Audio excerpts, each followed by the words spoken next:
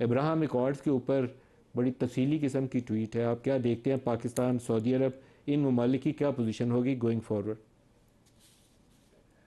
देखें नदीम साहब, बहुत शुक्रिया। आपने जो अपने इब्तदाइये में बात की वो सारी आपने पहले ही उसका एक एनालिसिस जो है वो बिल्कुल दुरुस्त है।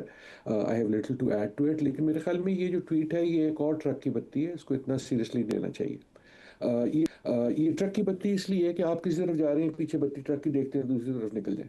ये एक बुजुर्ग शख्सियत जो रात को नहीं सो सके, उन्होंने सुबह जो है जो कुछ आया वो उगल दिया। उस ट्वीट में आपको नजर आता है कि उसको गौर से पढ़ें कि वो सोची समझी नहीं है। जब शुरू की है तो ही डिडंट नो कि how he would and it. लेकिन मेरे ख्याल में अगर इसको आपने तजिया करना ही है तो इसका this is not Trump speaking, this is Netanyahu speaking. और आपने बिल्कुल जैसे कहा कि उसमें आउट भी है, ये भी है।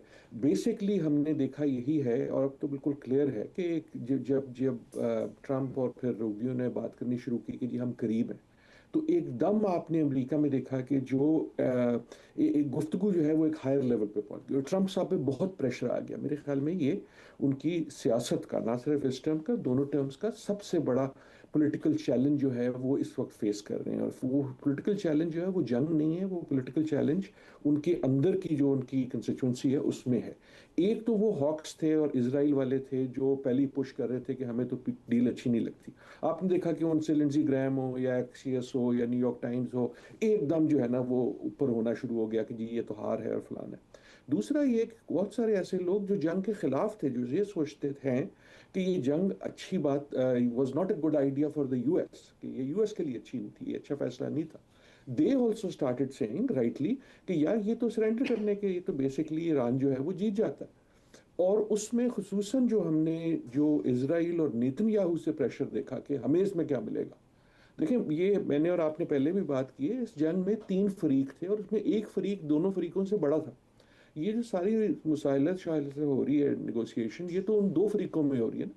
जंग तो इसराइल ने शुरू की, इसराइल के कहने पे अमेरिका आया, उसकी मजबूरी में ईरान आया।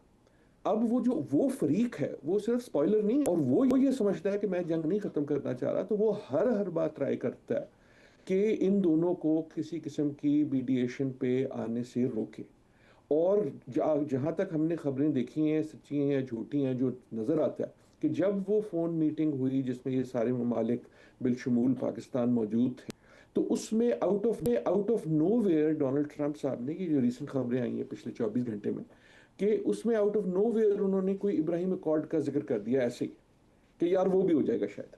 और खबरें, रिपोर्ट्स ये बताती हैं कि फोन पे बिल्कुल सख्ता छा गया, बिल्कुल क्वाइट हो गया। और उसके बाद डोनाल्ड ट्रंप ने कहा अच्छा नहीं तुमने मेरी आवाज नहीं, तुम लोग हो लाइन पे कि नहीं हो। So this is what is being reported, कि ये उनके लिए भी कितनी बड़ी सरप्राइज थी। उसके बाद भी डोनाल्ड ट्रंप ने इस बात का ज्यादा जिक्र नहीं किया, उसके फौरन बाद जो फोन कॉल के बाद जो ट्वीट थी और बाकी बात थी। नाउ आई थिंक जो नेतन्याहू और उनका कैंप है वो पुश कर रहा है कि अच्छा उनसे कहो पहले ये करें।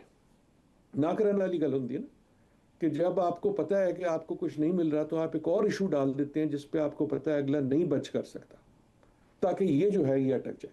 आई थिंक ये जो आप देख रहे हैं ये वो पुश है जो वो सुन रहे हैं नेतन्याहू से, इसराइल से, अपनी हॉक से, कि अच्छा ठीक है यार अगर करना ही है ना तो उनसे कहो ये करे ताकि तुम्हें नजर आए कि तुमने भी कुछ लिया। So in all of that sense ये मेरे ख्याल में ट्रक की बत्ती है।